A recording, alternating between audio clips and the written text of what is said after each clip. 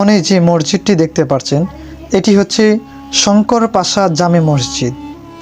এই মসজিদটি বাংলাদেশের উত্তর পূর্ব সিলেট বিভাগের হবিগঞ্জ সদর উপজেলার রাজিউরা ইউনিয়নে অবস্থিত।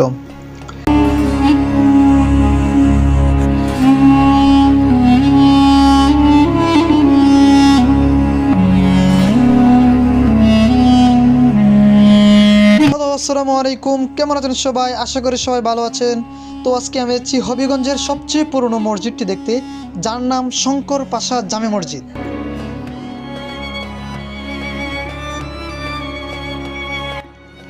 এই মসজিদটি বাংলাদেশের উত্তর পূর্ব সিলেট বিভাগের হবিগঞ্জ সদর উপজেলার রাজিউরা ইউনিয়নে অবস্থিত।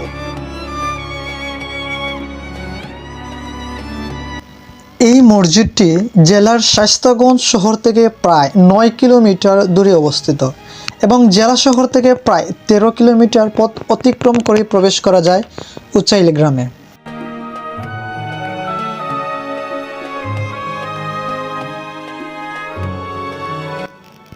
সারা বছরই দেশের বিভিন্ন প্রান্ত থেকে দর্শনার্থীরা দেখতে আসেন মসজিদটি দেখতে।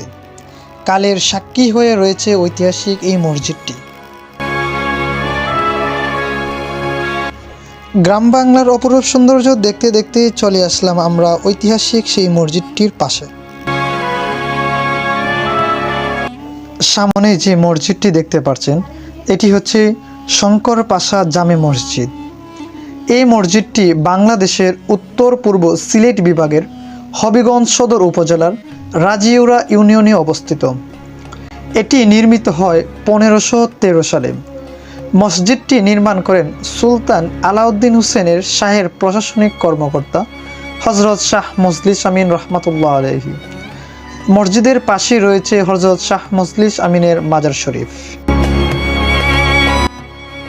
এই মসজিদের দৈর্ঘ্য এবং প্রস্থ একই মাপের। সামনে বারান্দায় প্রস্থ 3 ফুটের সামান্য বেশি। এতে 4টি গম্বুজ রয়েছে। মূল ভবনের উপর একটি বিশাল গম্বুজ ও বারান্দার উপর রয়েছে 3টি ছোট গম্বুজ।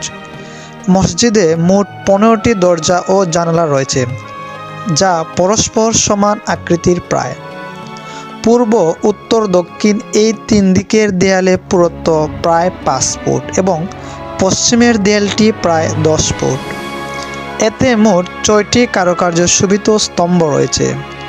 প্রধান কক্ষের 4 কোণে, এই বারান্দায় 2 কোণে, উপরে চাঁদ আর প্রধান প্রাচীরের কার্নিশ বাঁকানোভাবে নির্মিত।